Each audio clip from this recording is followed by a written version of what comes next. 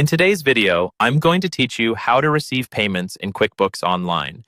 We'll walk through the full process together, from starting the transaction to saving it so your books stay accurate and up to date.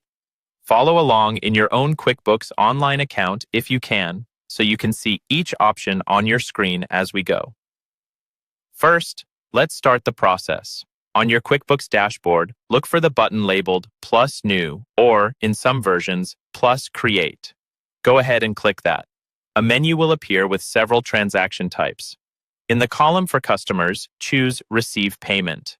This tells QuickBooks that you're recording money coming in from a customer against one or more invoices. Once the payment window opens, choose the customer from the drop-down at the top.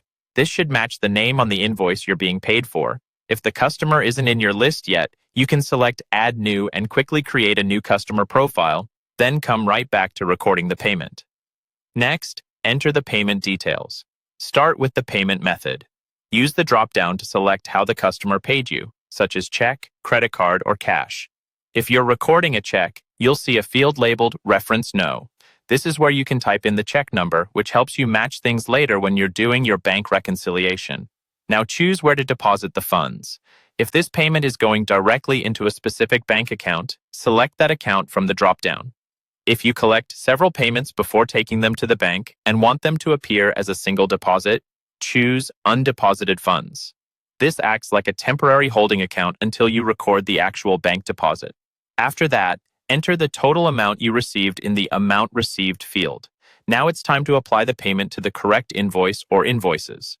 In the Outstanding Transactions section, you'll see a list of open invoices for that customer. Find the invoice or invoices the payment is meant to cover and tick the checkbox next to each one. QuickBooks will automatically fill the payment column with the remaining balance on those invoices. If the customer is making a partial payment, simply adjust the amount in the payment column for that invoice.